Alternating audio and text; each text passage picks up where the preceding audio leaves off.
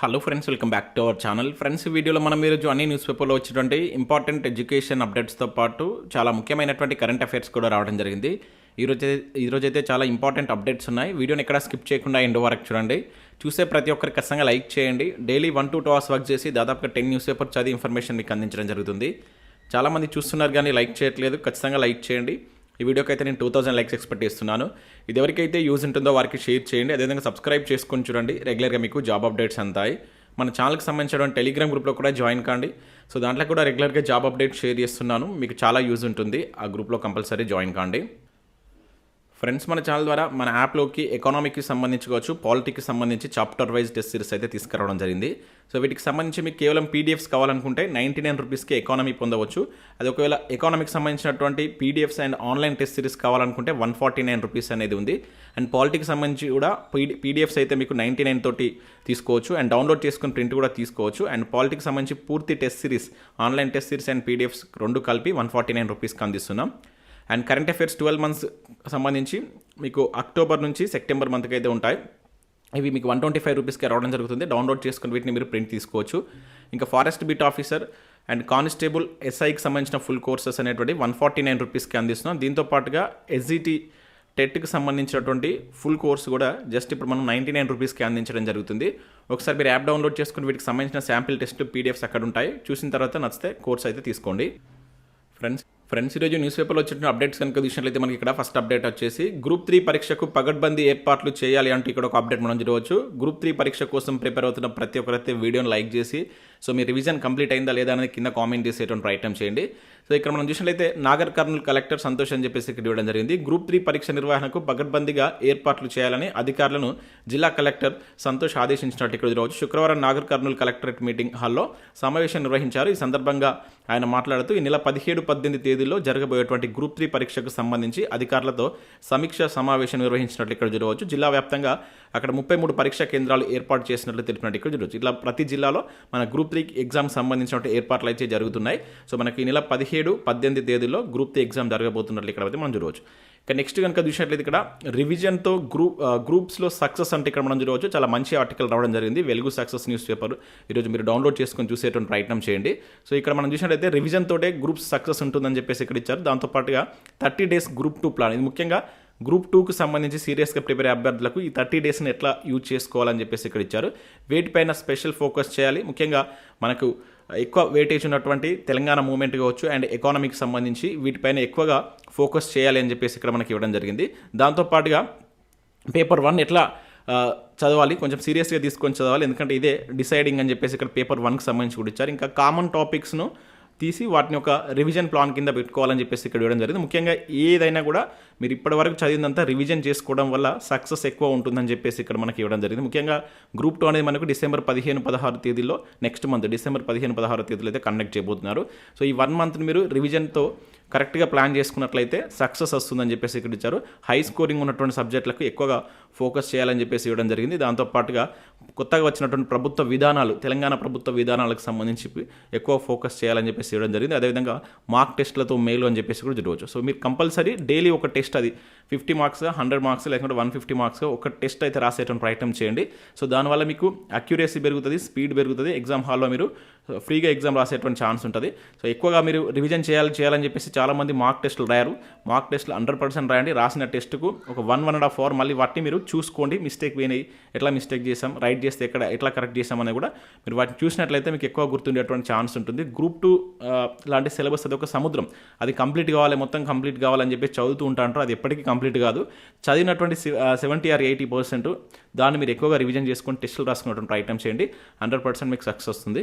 ఇక నెక్స్ట్ చూసినట్లయితే టెట్ దరఖాస్తులు ప్రారంభం అంటే ఇక్కడ మనం చూడవచ్చు. తొలి రోజు 775 మంది అప్లై అని చెప్పేసి ఇక్కడ ఇచ్చారు. సో టెట్ దరఖాస్తుల స్వీకరణ ప్రక్రియ ప్రారంభమైంది. శుక్రవారం తొలి రోజు సాయంత్రం వరకు 775 మంది దరఖాస్తు చేసుకోగా 1227 మంది ఫీజు చెల్లించారని టెట్ కన్వీనర్ రమేష్ ఒక ప్రకటనలో తెలిపారు. సో పేపర్ 1కు 305 మంది, పేపర్ 2కు 678 మంది, 2 పేపర్లు కలిసి 244 మంది ఫీజు చెల్లించారట ఉమ్మడిగా కలిసి. అయితే పేపర్ 1కు 214 మంది, పేపర్ 2కు 431 మంది, 2 పేపర్లకు 130 దరఖాస్తు చేసుకున్నారని చెప్పేసి ఇక్కడ ఫీజు చెల్లింపులు ఇచ్చారు. కంప్లీట్ దరఖాస్తు చేసుకున్నటువంటి డీటెయిల్స్ కూడా అయితే ఇవ్వడం జరిగింది. సో మీరు కూడా ఎవరైతే టెట్ రాయాలనుకున్న అభ్యర్థులు త్వరగా అప్లై చేసుకోండి. తర్వాత మనకు సైట్ ప్రాబ్లం ఉండేటువంటి ఛాన్స్ ఉంటుంది. ఇంకా నెక్స్ట్ చూసినట్లయితే కదులుతున్న నకిలీ జూనియర్ అధ్యాపకుల డొంక అని చెప్పేసి ఇక్కడ మనం చూడవచ్చు. ఇక్కడ చూసినట్లయితే దాదాపుగా 100 మంది సర్టిఫికేట్లపై ఆరా, వర్సిటీలు నిర్ధారిస్తే మిగిలిన వారిపై చర్యలు అంటే ఇక్కడ మనం చూడవచ్చు. సో ప్రభుత్వ జూనియర్ కళాశాలలో నకిలీ విద్యా ధృవపత్రాల్లో ఒప్పంద అధ్యాపకులుగా చేరి తర్వాత క్రమబద్ధీకరణతో శాశ్వత అధ్యాపకులుగా మారినటువంటి వారిపై ఇంటర్ విద్యాశాఖ దృష్టి సారించినట్లు ఇక్కడ చూడవచ్చు. రాష్ట్ర వ్యాప్తంగా ఇప్పటికే 9 మందిని గుర్తించి విధుల నుంచి తొలగించగా మిగిలిన వారిపై చర్యలకు సిద్ధమవుతుంది. సో దాదాపుగా మరో 100 మంది ధృవపత్రాలపై ప్రాథమికంగా అనుమానిస్తున్నట్లు గుర్తించినటువంటి అధికారులు వాటిని ఆయా విశ్వవిద్యాలయాలకు పంపి నిర్ధారించుకుంటున్నారు. సో దీంతో నకిలీ అధ్యాపకుల్లో దడ మొదలైందని చెప్పేసి ఇక్కడ చూడవచ్చు. ఇది సమస్య అంటూ కూడా ఇచ్చారు. ఇక్కడ చూసినట్టు ఒప్పంద అధ్యాపకుల కొలులను క్రమబద్ధీకరిస్తూ రాష్ట్ర ప్రభుత్వం 2023 ఏప్రిల్లో ఉత్తర్వులు జారీ చేసింది. సో విద్యాశాఖలో జూనియర్ కావచ్చు, డిగ్రీ, పాలిటెక్నిక్ కళాశాలలో పనిచేస్తున్నటువంటి 3897 మంది శాశ్వత అధ్యాపకులుగా మారారు. సో వారిలో జూనియర్ కాలేజీలో 3001 మంది అండ్ అప్పట్లో వారి ధృవపత్రాలను సంక్రమంగా తనిఖీ చేయలేదు. తర్వాత ఫిర్యాదులు అందడంతో వారికి సంబంధించినటువంటి తనిఖీ అనేది ఇప్పుడు మళ్ళీ చేస్తున్నారంటే ఇక్కడ ఇవ్వడం జరిగింది. సో దానిలో భాగంగా కొన్ని నకిలీ సర్టిఫికేట్లు బయటపడుతున్నట్లుగా ఇక్కడ ఒక అప్డేట్ జరుగుతుంది. గత 2 days బ్యాక్ కూడా మనం దీనికి సంబంధించి ఒక అప్డేట్ అయితే చూసాం. ఇక నెక్స్ట్ చూసినట్లయితే MPHAF పోస్టులకు December 29న పరీక్ష. సో ప్రభుత్వ ఆసుపత్రిలో ఖాళీల భర్తీకి సంబంధించి ప్రభుత్వం వేగవంతం చేసినట్టు ఇక్కడ చూడవచ్చు. దవాఖానాలో ఖాళీగా ఉన్నటువంటి 1520 మల్టీపర్పస్ హెల్త్ అసిస్టెంట్ ఫీమేల్ పోస్టులకు ఇప్పటికే నోటిఫికేషన్ జారీ చేసింది. సో దరఖాస్తుల ప్రక్రియ కూడా మొదలైంది. సో ఈ పోస్టుకు December 29వ తేదీన రాత పరీక్ష నిర్వహిస్తామని చెప్పేసి మెడికల్ రిక్రూట్మెంట్ బోర్డు శుక్రవారం ప్రకటించినట్లుగా ఇక్కడ ఒక అప్డేట్ చూడవచ్చు. ఇది కంప్యూటర్ బేస్డ్ ఎగ్జామ్ అయితే ఉండబోతుంది. ఇక నెక్స్ట్ ఇక్కడ చూసినట్లయితే May 25న UPSC ప్రిలిమ్స్ అంటూ చూడవచ్చు. పరీక్షా తేదీల క్యాలెండర్ విడుదల. సో మనకు union public service commission UPSC 2025కి సంబంధించినటువంటి ఈ వార్షిక క్యాలెండర్లు అయితే ఆ తేదీలకు సంబంధించి అయితే సవరించినట్లు ఇక్కడ మనం గుర్తుంచుకోవాల్సి ఉంటుంది. అంతకుముందు రిలీజ్ చేసిన వాటిని ఇప్పుడు కొంత సవరించింది.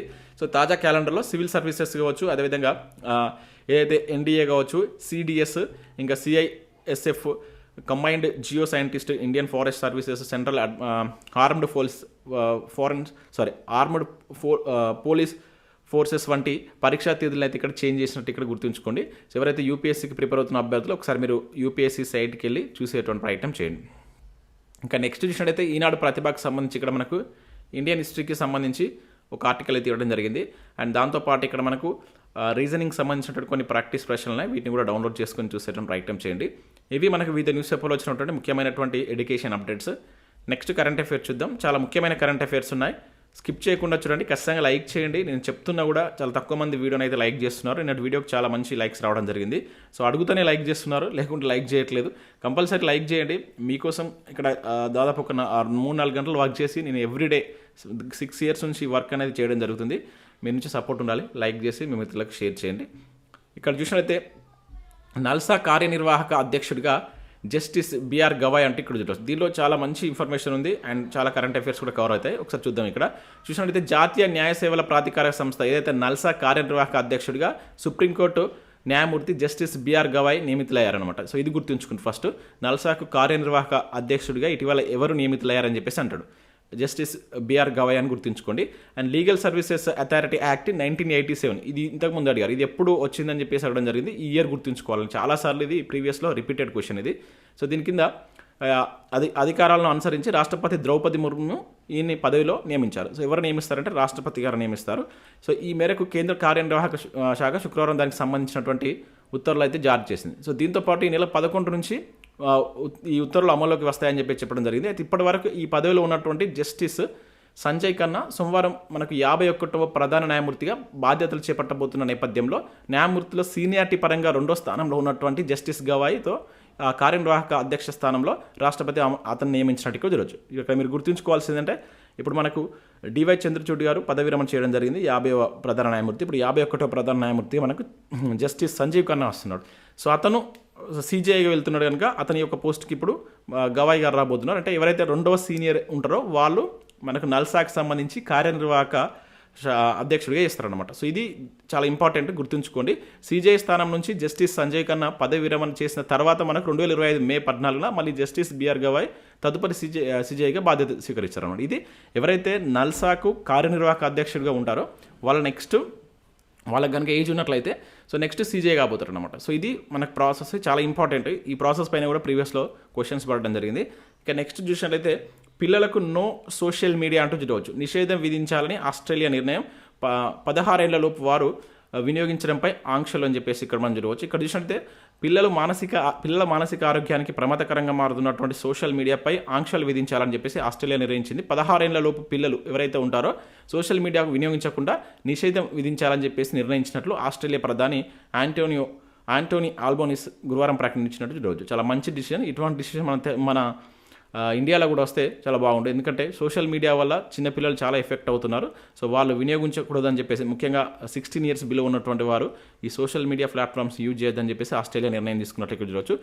ఇక్కడ ఈ కంట్రీ నేమ్ గుర్తుంచుకోండి. అడుగుతారు ఏ దేశం ఇటీవల ఇటువంటి నిర్ణయం తీసుకుందని చెప్పేసి అడగడానికి ఛాన్స్ ఉంటుంది. ఆస్ట్రేలియా అని చెప్పేసి గుర్తుంచుకోండి. ఇంకా నెక్స్ట్, టౌన్షిప్ల నిర్మాణాలకు పర్యావరణ మదింపు అని చెప్పేసి ఇక్కడ చూడవచ్చు. నివేదిక తప్పనిసరి, నిబంధనలను సవరిస్తూ ముసాయిదా విడుదల. సో భవిష్యత్తులో 50 హెక్టార్లకు మించినటువంటి ప్రాంతంలో టౌన్షిప్లు కావచ్చు, ఏరియా డెవలప్మెంట్ ప్రాజెక్టు చేపట్టిన 1.5 lakhs చదరపు మీటర్లు మించిన ప్రాంతంలో నిర్మాణాలు ఏరియా ఉన్నటువంటి పర్యావరణ ప్రభావ మదింపు నివేదికను మనకు నిన్న కేంద్ర ప్రభుత్వం తీసుకొచ్చినట్టు చూడవచ్చు. ఇందుకు సంబంధించి కూడా పర్యావరణ పరిరక్షణ నిబంధనలు ఉన్నాయి కదా, 1986కి సంబంధించి సవరణ చేయబోతున్నారట. దానికి సంబంధించిన ముసాయిదాను అయితే రిలీజ్ చేశారనమాట. సో ఇది మనకు కంప్లీట్ వచ్చిన తర్వాత ఒకసారి చూసేటువంటి ప్రయత్నం చేద్దాం. ఇంకా నెక్స్ట్ చూసినట్లయితే 50% జనాభాలో H. pylori బ్యాక్టీరియా అంటే ఇక్కడ చూడవచ్చు. అజీర్తి, పొట్టలో పూత, గ్యాస్ సమస్యలకు ఇదే కారణం. 1% మందిలో పొట్ట క్యాన్సర్లకు దారితీసే ప్రమాదం. నోబెల్ గ్రహీత బ్యారీ మార్షల్ వెల్లడి. సో ఏఐజీలో తొలిసారి పరిశోధన కేంద్రం ప్రారంభం అంటే ఇక్కడ చూడవచ్చు. ఇక్కడ గుర్తుంచుకోవాల్సింది ఏంటంటే ఇతను నోబెల్ గ్రహీత, పేరు గుర్తుంచుకోండి. రీసెంట్గా మనకు నిన్న హైదరాబాద్లో జరిగినటువంటి ఒక మీటింగ్లో, ముఖ్యంగా ఏదైతే మనకు ఈ ఏషియన్ ఇన్స్టిట్యూట్స్ ఉన్నాయి కదా హాస్పిటల్స్, దానిలో మనకు తొలిసారిగా ఈ H. pylori బ్యాక్టీరియాకి సంబంధించినటువంటి పరిశోధన కేంద్రాన్ని ఏర్పాటు చేస్తున్నారు అనమాట. ఇది మన ఇండియాలో గుర్తుంచుకోండి. H. pylori బ్యాక్టీరియాపై పరిశోధన కేంద్రం తొలిసారిగా ప్రత్యేకంగా కేంద్రాన్ని నెలకొల్పగా దానికి సంబంధించిన వాళ్ళు స్టార్ట్ చేసినట్టు ఇక్కడ గుర్తుంచుకోండి. ఇంపార్టెంట్ ఇది. ఇటువంటి మనకు అడగవచ్చు. ఎందుకంటే మనకు ఏది పరిశోధనకు సంబంధించి సైన్స్ అండ్ టెక్నాలజీకి సంబంధించినటువంటి రంగం నుంచి క్వశ్చన్స్ అడగవచ్చు. ఇక నెక్స్ట్ చూసినట్లయితే అమెరికా అధ్యక్ష ఎన్నికల్లో మనకు రిపబ్లికన్ పార్టీ నేత డొనాల్డ్ ట్రంప్ విజయం సాధించడం జరిగింది. ఇది గుర్తుంచుకుంటే ఆల్రెడీ మనం నిన్నటి కరెంట్ అఫైర్స్లో కూడా దీనికి సంబంధించి కొంచెం డెప్త్గానే చూసాం.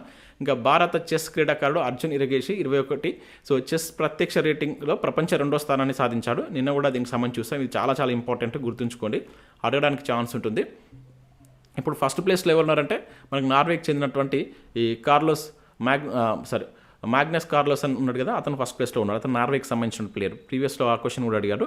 ఇక నెక్స్ట్ చూసినట్లయితే ప్రాంతీయ గ్రామీణ బ్యాంకులో 4వ దశ విలీన ప్రక్రియను ఆర్థిక శాఖ ప్రారంభించింది. ప్రస్తుతం 43 మనకు ఆర్ఆర్బీలు ఉండగా వివిధ రాష్ట్రాల్లో 15 ఆర్ఆర్బీలకు విలీనం కానున్నాయి.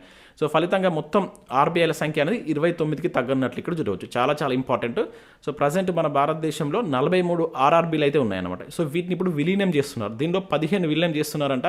సో ఇప్పుడు మళ్ళీ మనకు భారతదేశంలో మొత్తం ఆర్ఆర్బీల సంఖ్య అనేటువంటిది 28కి తగ్గనుంది. ఈ సంఖ్యను గుర్తుంచుకోవాలి. మోస్ట్ ఎక్స్పెక్టెడ్ బిట్ ఇది. రానున్నటువంటి గ్రూప్ 2 వరకు, ఇప్పుడు గ్రూప్ 3 కంటే ఇవ్వకపోవచ్చు కానీ గ్రూప్ 2 వరకు చాలా చాలా ఇంపార్టెంట్. మన ఆర్ఆర్బీలకు సంబంధించి చూస్తాం. ఇది అగ్రికల్చర్లో భాగంగా చూస్తాం అన్నమాట. ఆర్ఆర్బీలను తీసుకురావాలని చెప్పేసి సూచించినటువంటి కమిటీ ఏదైనా మీరు కింద కామెంట్ చేసేటువంటి ప్రయత్నం చేయండి. మన తెలంగాణలో ఉన్నటువంటి ఆర్ఆర్బీస్ ఎన్ని రీజనల్ రూరల్ బ్యాంక్స్ అనేది ఎన్ని ఉన్నాయని కింద మీరు కామెంట్ చేసేటువంటి ప్రయత్నం చేయండి. సో ఇది ఇక్కడ 28 సంఖ్యను అయితే జాగ్రత్తగా గుర్తుంచుకోండి. ఇవి మనకు వివిధ న్యూస్ పేపర్లో వచ్చినటువంటి ముఖ్యమైనటువంటి ఎడ్యుకేషన్ అప్డేట్స్, అదే కరెంట్ అఫైర్స్. వీడియో చూసిన ప్రతి ఒక్కరు కంపల్సరీ లైక్ చేయండి. లైక్ చేసి మీ మిత్రులకు షేర్ చేసే ప్రయత్నం చేయండి. అండ్ యాప్ డౌన్లోడ్ చేసుకోండి. చాలా తక్కువ ప్రైస్కే చాలా మంచి కంటెంట్ ఉన్నటువంటి, క్వాలిటీ ఉన్నటువంటి టెస్ట్ సిరీస్ అయితే ప్రొవైడ్ చేస్తాం. మీరు ఒకసారి శాంపిల్ టెస్ట్లు చూడండి. చూసిన తర్వాత మీకు ఆ ప్రశ్నల సరళి, మనం ఇచ్చేటువంటి మనీ ఎంత, జస్ట్ మనం పెట్టింది 99 రూపీస్, దానికి డబల్ ట్రిపుల్ వర్త్ తోటి మనం ఈ క్వశ్చన్స్ అయితే అందించడం జరుగుతుంది. మీరు ఒక్కసారి వాటిని చూసేటువంటి ప్రయత్నం చేయండి. నచ్చితే వాటికి సంబంధించిన కోర్స్ అయితే తీసుకోండి. Thanks for watching. Thank you.